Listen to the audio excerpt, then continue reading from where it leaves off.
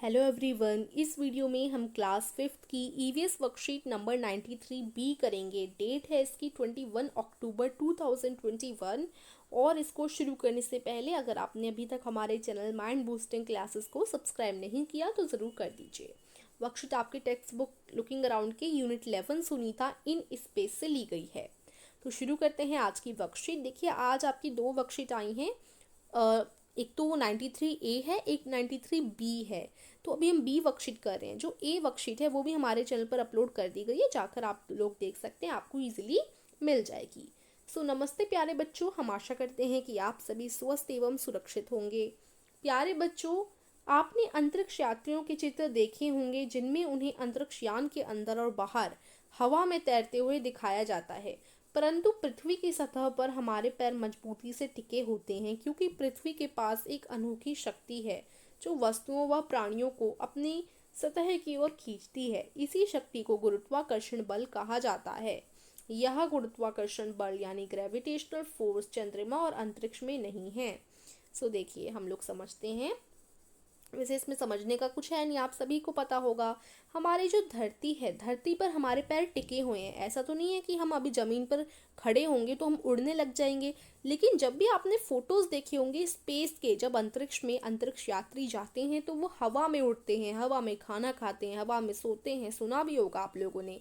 ऐसा किस वजह से होता है? काफी बच्चों को इसका रीजन भी पता होगा। हमारी धरती पर एक ग्रेविटेशनल फोर्स होता है जिसको हम गुरुत्वाकर्षण शक्ति बोलते हैं। गुरुत्वाकर्षण शक्ति की सहायता से हम जो है इस जमीन पर टिके हुए हैं, हम उड़ नहीं रहे हैं।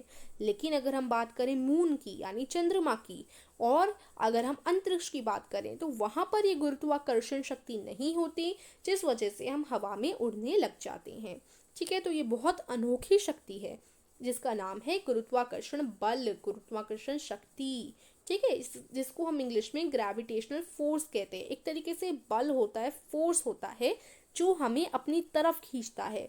अब देखो, जमीन में वो फोर्स है, जमीन में जो है गुरुत्वाकर्षण शक्ति है।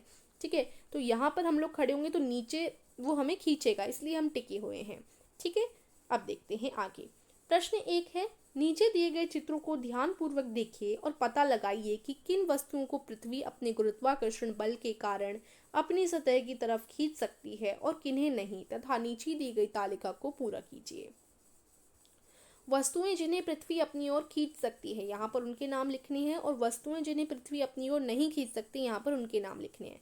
तो पहले देखो, ये वाला, ये आपकी पतंग है। इसे तो आराम से पृथ्वी अपनी ओर खींच लेती है, तो ये पतंग हो गई। ठीक है, उसके बाद आगे देखते हैं। आगे आपके बादल हैं। देखो, बादल आसमान में होते हैं, ये गुरुत्वाकर्षण शक्ति उनको नहीं खींच सकती नीचे। ठीक है, वरना ये आ जाते हैं, नीचे ही आ जाते हैं ना। बादल। उसके बाद है ये आपकी चिड़िया, या हम चिड़िया ही दे रखी है, कबूतर है आई थिंक। देखिए, कबूतर ये भी, इसको भी जो है खींच सकता है आराम से, चिड़िया। ठीक है, चिड़िया को पृथ्वी अपनी ओर खींच सकती है। चिड़िया, क्योंकि वो भी हमारी तरह लिविंग बीइंग है। उसके बाद आपका सूरज आता है। सूरज तो अलग क्रिएचर ही हो जाते हैं। ऐसी चीज़ों को, जैसे सूरज हो गया, मून हो गया, अलग प्लैनेट हो गए, जो भी हमारे सौरमंडल में चीज़ें हैं, उनको जो है पृथ्वी अपनी शक्ति से नहीं खींच सकती। तो ये सूर्य को नहीं खींच सकती। तो सूर्य आप इधर लिख लेंगे, पृथ्वी जिन्हें अपनी ओर नहीं खींच सकती, इस तालिका में आप सूरज का नाम लिखेंगे। उसके बाद चांद, चांद पर भी ये शक्ति नहीं होती, तो चांद वैसे भी खींच नहीं सकती। और बादल तो आपने लिख ही दिया था। तो इस तरीके से पतंग, चिड़िया, तितली आप इस तालिका में लिखेंगे और दूसरी वाली तालिका में सूरज, चांद और बादल लिखेंगे। ठीक है, अब है आपका प्रश्न 2। क्या आपने कभी सोचा है कि अगर हमारी पृथ्वी के पास गुरुत्वाकर्षण बल ना हो तो हमारा जीवन किस प्रकार प्रभावित हो सकता है?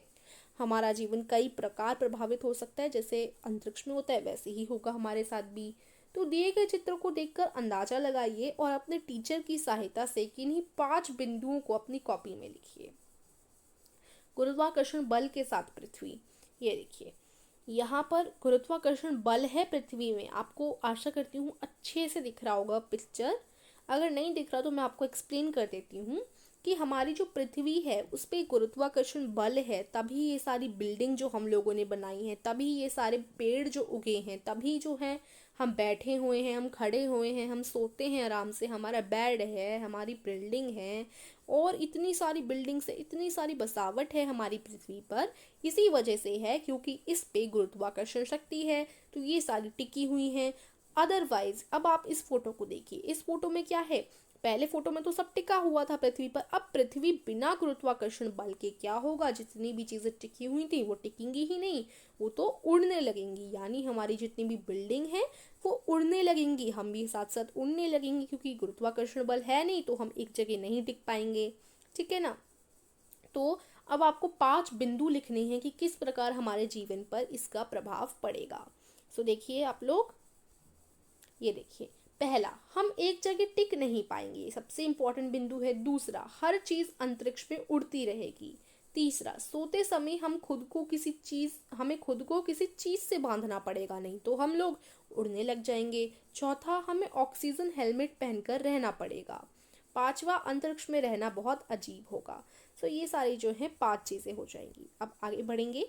आगे है, प्यारे बच्चों, पृथ्वी के प्रतिरूप ग्लोब पर कुछ कृत्रिम रेखाएं बनाई गई हैं, जैसे कि कर्क रेखा, मकर रेखा, भूमध्य रेखा।